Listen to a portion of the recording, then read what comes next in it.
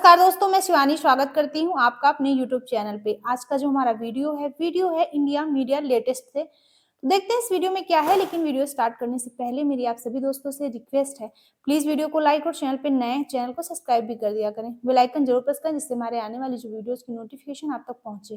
तो स्टार्ट करते हैं वीडियो। दुनिया ने देखा जन तो तीन कहिए जे पीड़ पड़ाई जानी रे। थोड़ी सी भी तुम में शर्म है ना, तो चुल्लू में ना थोड़ा सा पानी लो और उसमें डूब मत। जली ना, तेरी भी जली ना। अल्लाह तौबा। भारतीय वजीर आजम नरेंद्र मोदी के सम्मान में उन्हें गार्ड ऑफ ऑनर दिया गया। वाह भाई वाह। प्रधानमंत्री नरेंद्र मोदी का नाम सुनकर एक ताकतवर इस्लामिक देश के मुस्लिम शख्स ने हिंदू भजन गाना शुरू कर दिया। लेकिन तुम्हें शर्म से क्या लेना देना भाई, तुम्हारा शर्म से क्या काम। तीन कहिए जे पीड़ पड़ाई जानी रे। वाह भाई वाह। बरदू के उपकार करे तो ये मन अभिमान ना आनी रे। तुमने तो ठेका है वो ले रखा है, इसलिए मोदी के इस चमचे को। अरे अब चुप हो जा जात। नरेंद्र मोदी गैर मुल्की मेहमानों से गुफ्तगू के दौरान कह क्यों लगाते हैं? ये क्या है? मोदी साहब को हमारे प्राइम मिनिस्टर कहते हैं ये फाशिस्ट है, ये हिटलर का पैरोकार है। अच्छा, नरेंद्र मोदी कुवैत में पीएम मोदी का जोरदार स्वागत हुआ। 43 साल में किसी भारतीय पीएम का ये पहला दौरा है। मैं कुवैत के हवाले से देख रहा था और मिडिल ईस्ट के हवाले से देख रहा था कि 1 by 1 इंडिया जो है वो सारे के सारे मिडिल ईस्ट को विन करने की कोशिश कर रहा है। प्राइम मिनिस्टर मोदी का ये जो कुवैत का दौरा है, इससे जारी बात है कि नया चैप्टर कहा जा रहा है कि इंडिया मिडिल ईस्ट के यूरोप के इंडिया मिडिल ईस्ट ताल्लुकात में या इंडिया कुवैत ताल्लुकात में खुल रहे हैं। समझ नहीं कि ऐसे बेगैरत लोग हैं ना, ये भारतीय ऐसी बेगैरत कौम, ऐसे बेगैरत लोग हैं। Shut up your mouse. PM Modi के लिए गाया गया ये भजन पूरी दुनिया में अब वायरल हो रहा है। और नहीं तो क्या। बेचारे मुझे बड़ा तरस आता है, ये जो भारतीय लोग हैं, वहाँ के शहरी हैं, उनका क्या कसूर है? उनकी जो जनता है, बड़े मासूम लोग भी वहाँ पर मौजूद हैं। ये मुस्लिम शख्स कौन है और इन्होंने हिंदू भजन क्यों गाया वो आपको बताएंगे। मतलब ये जो कुछ लोग हैं, इन्होंने उन बेचारों की, जो मैं क्या बोलूं, मुझे वाकई उनसे हमदर्दी है। चढ़ा समझाओ इसे, समझाओ। इंडिया के प्राइम मिनिस्टर का कुवैत का विजिट है, वहाँ पे खबरों के मुताबिक बड़ी डिफेंस डील होने जा रही है। जिस शख्स जो प्राइम मिनिस्टर इस वक्त इंडिया का है, वो 2000 मुसलमानों को जिंदा ज़िबा करने का इल्जाम इसके ऊपर, जिंदा जलाने का इल्जाम इसके ऊपर है।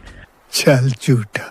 और इस वक्त उनकी डॉक्ट्रिन यही है। 80-90 साल के बाद आरएसएस को एक हुकूमत और एक इख्तियार मिली है और ये इस वक्त को जाया नहीं करेंगे। एक आइडियोलॉजी इनकी फैशिस्ट आइडियोलॉजी जो नाजीज्म से मुतासिर है, और ये वो कौम है कि जिसने खुद अपने फादर ऑफ द नेशन को, महात्मा गांधी को कत्ल किया था, सिर्फ इसलिए कि इनको लगा कि वो मुसलमानों की तरफ एक सॉफ्ट कॉर्नर रखता है। अच्छा, जब ये एटीट्यूड इनका महात्मा गांधी की तरफ हो, तो आप मुझे बताइए ये मुसलमानों के मामले पे नरमी कैसे अख्तियार करेंगे? ये तो कब्रिस्तान खत्म कर रहे हैं मुसलमानों के। यानी हम कह सकते हैं भारत का बुरा वक्त अब शुरू हो चुका है। भारत की जो साजिश है उसका सिलसिला अब नहीं चलेगा। कि प्राइम मिनिस्टर नरेंद्र मोदी ने अपने इंडिया की हिस्ट्री के रिकॉर्ड पे रिकॉर्ड तोड़ रहे हैं। ठीक है, वो दुनिया की ऐसी कंट्री में गए कि जहाँ हिंदुस्तान का प्राइम मिनिस्टर को कभी 30 साल हो गए हुए, कभी 40 साल हो गए, कभी 50 साल हो गए, और कभी हिंदुस्तान का प्राइम मिनिस्टर उस कंट्री में पहुंच सका ही नहीं जहाँ पे प्राइम मिनिस्टर नरेंद्र मोदी पहुंचे हैं। अभी कुवैत में वो पहुंचे। देखिए, प्राइम मिनिस्टर नरेंद्र मोदी दुनिया की किसी भी कंट्री में जाते हैं ना, तो हिंदुस्तान की कम्युनिटी की तरफ से एक बहुत बड़ा उन्हें प्रोटोकॉल मिलता है, बहुत बड़ा उन्हें इस्तकबाल मिलता है, बहुत लोग उन्हें देखने आते हैं, उन्हें वेलकम करते हैं, उन्हें मिलते हैं लोग। और हमें चाहिए कि अपने दोस्तों के साथ बैठ के face to face, heart to heart बात करें कि आप किस हद तक हमें सपोर्ट कर सकते हैं, किस हद तक नहीं कर सकते, और उसके पेश नज़र फिर हमें अपनी पॉलिसी मुरतब करनी चाहिए। ठीक है, तो अब मोदी जो है वो कहता है जी कि ये मुसलमान और सिख और बुद्धिस्ट और क्रिश्चियन सारे, इनको मैं हिंदू बनाऊंगा। चल झूठा। यहाँ के रहने वाले मुसलमानों का तो वो दुश्मन है, लेकिन जिन लोगों ने इधर इस्लाम फैलाया है उनसे वो अवार्ड लेता है। उसकी जो डबल गेम है उसको सऊदी अरब और यूएई ये क्यों रियलाइज नहीं करते? सब कुछ डुबो दिया इन्होंने। ये जो पैसा है, अगर ये पैसा आप अपने लोगों पे लगा देते, उनके मसाइल हल करने पे लगा देते, उनकी भूख मिटाते, तो जो भारतीयों के गम है यकीनी तौर पे कम हो जाते। लेकिन ये बेगैरत लोग हैं, बेशरम लोग हैं, इनके पास गरीबों के लिए फूटी कौड़ी नहीं है। प्राइम मिनिस्टर नरेंद्र मोदी जब कुवैत में गए तो सबसे पहले अपने हिंदुस्तान की लेबर कम्युनिटी जो है उनसे मिलने गए हैं, उनसे मिले हैं, उनसे बातचीत हुई है। उनसे क्यों मिले, उनसे पूछा है कि भाई आप लेबर इधर रह रहे हो, आपको खाने पीने की तंगी तो नहीं है, आपकी रिहाइश की तंगी तो नहीं है, आपको कोई गवर्नमेंट की तरफ से कोई तंगी तो नहीं मिल रही। देखें, अगर वो उनको कोई तंगी मिल रही है तो वो उनकी कुवैत की गवर्नमेंट से बात करेंगे कि यार मेरे लोगों को तंगी क्यों मिल रही है, उन्हें रिलीफ मिले तो वो लोग उन्हें प्रोटोकॉल क्यों ना दें, उन्हें मिले क्यों ना, उनका वेलकम क्यों ना करें। और इसमें जरा बराबर भी शक नहीं कि ये अनडिजायरेबल एक्ट्स थे, जैसे यूई वालों ने किया, उसको अवार्ड दिया, उससे पहले एक बहुत बड़ा गुरुद्वारा वहाँ बनाया, उसकी बहुत वो हुई, और सिमिलरली। लेकिन देखिए, कंट्रीज़ के अपने जो ताल्लुकात हैं ना बाईलैटरल, वो उनके अपने मफादात के लिए हैं। और अभी लेकिन जनरल साहब ये बाईलैटरल इशू तो नहीं है। आप ये उन ममालिक की बात हो रही है जिन्होंने इस रीजन में इस्लाम फैलाया है। जी जी, उन्होंने इस्लाम फैलाया है और मोदी की लड़ाई इस्लाम के साथ है, मुसलमान के साथ है, तो ये तो एक इंटरनेशनल इशू है। ये बायलैटरल इशू किस तरह हो गया? देखिए वो आने वाले 5 सालों के बारे में सोचते हैं, वो अब के बारे में नहीं सोचते। वो ये देखते हैं कि आने वाले 5 सालों में मैंने अपने मुल्क को क्या फायदा देना है। अगर रशिया पेट्रोल महंगा कर रहा है तो वो पेट्रोल जो है ना कुवैत से बड़े मुनासिब रेटों पे बहुत बड़ी डीलें करेंगे, जो आने वाले 5 सालों में अपने मुल्क को फायदा होगा। नहीं तो इसका मतलब क्या है कि रशिया तो उनका दोस्त है, तो रशिया से ऑयल नहीं लेंगे। इसका मतलब ये नहीं है कि रशिया से ऑयल लेना बंद कर देंगे, लेकिन वो कुवैत से बहुत बड़े लेवल पे पेट्रोल लेंगे और सस्ता लेंगे, क्योंकि अपनी आवाम को फायदा देंगे कि उनके किसी भी चीज का रेट ना बढ़े, उनके ट्रैवल का रेट ना बढ़े, उनका पेट्रोल का रेट ना बढ़े, उनका डॉलर ऊपर ना जाए, उनके मुल्क में महंगाई ना आए। यानी कि वो दोस्ती नहीं देख रहे, वो ये देख रहे हैं कि कंट्री का फायदा जिसमें हो जाए, रशिया उससे सस्ता देगा, वो उधर चले जाएंगे। क्यों बात करता हूँ इनकी हिंदुस्तान की या उनके प्राइम मिनिस्टर की तारीफ क्यों करता हूँ कि वो अपने लोगों के लिए सोचते हैं। वो यारियां दोस्ती नहीं देखते कि मेरे रशिया के साथ बहुत बड़ा तल्लक है और मेरी आवाम बेचारी महंगाई में पिसती जाए, ऐसा नहीं देखते। अब कुवैत कौन है? कुवैत जो है दुनिया की सबसे महंगी तरीन कंट्री है भाईजान।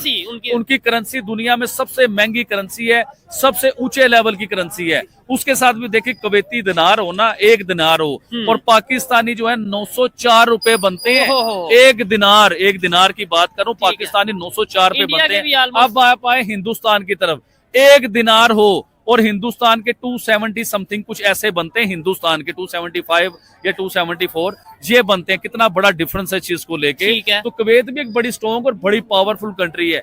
आपको याद होगा कि कुवैत के जो नेबर की 3-4 कंट्री हैं, उन्होंने प्राइम मिनिस्टर नरेंद्र मोदी को हाईएस्ट सिविल अवार्ड दिए हैं, चाहे वो सऊदी अरेबिया हो, चाहे वो कुवैत हो, चाहे वो कतर हो। तो इनके जो करीब कंट्रीज हैं, उन सब ने प्राइम मिनिस्टर नरेंद्र मोदी को सिविल हाईएस्ट अवार्ड दिए हैं। और मुझे ये भी लगता है कि कुवैत भी उन्हें बहुत बड़ा सिविल हाईएस्ट जो है ना अवार्ड देगा।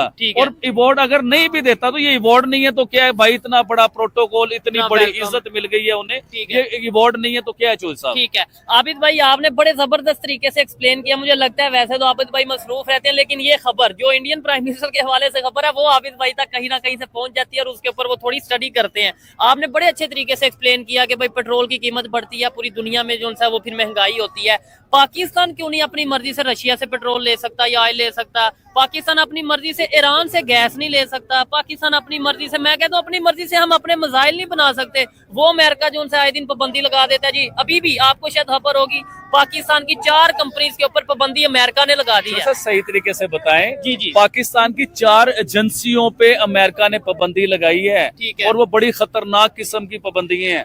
देखिए इसमें होता है गैरतमंद का सिलसिला, भिखारी का सिलसिला, कर्जई का सिलसिला, और एक गैरतमंद का सिलसिला होता है कि जो ना कर्जा लेता है, ना जो भिखारी है, ना किसी के आगे झुकता है, ना वो किसी की बात को मानता है। तो इसमें बहुत बड़ा डिफरेंस है। अभी आप मिसाइल की बात कर रहे हैं कि पाकिस्तान के जो है ना 4 कंपनियों पे पाबंदी लग गई मिसाइलों की वजह से। मैं लॉन्ग रेंज मिसाइलों का मामला है ये सारा। तो अब मुझे ये बताएं कि हिंदुस्तान ने तो उससे भी ज्यादा लॉन्ग रेंज के मिसाइल बनाए हुए हैं। हिंदुस्तान की तरफ अमेरिका देख भी नहीं सकता, ना उसके ऊपर पाबंदी लगा सकता। क्यों नहीं लगा सकता? क्योंकि हिंदुस्तान भिखारी नहीं है, हिंदुस्तान कर्जई नहीं है, उनसे लेके नहीं खाता, उनकी एड के ऊपर पलता नहीं है हिंदुस्तान। अब पाकिस्तान जो है, देखें अमेरिका होता कौन है पाकिस्तान पे पाबंदी लगाने वाला? कभी इस चीज को सोचें।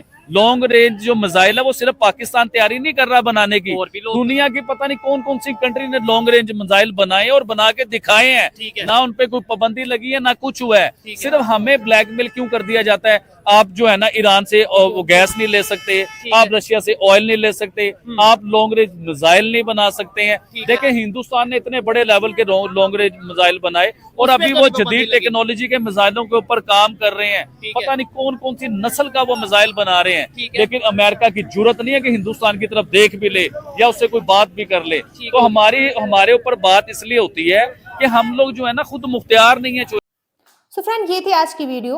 मोदी जी के कुवैत पहुंचने पर मुस्लिम वर्ल्ड में बहुत ज्यादा खुशी की लहर है।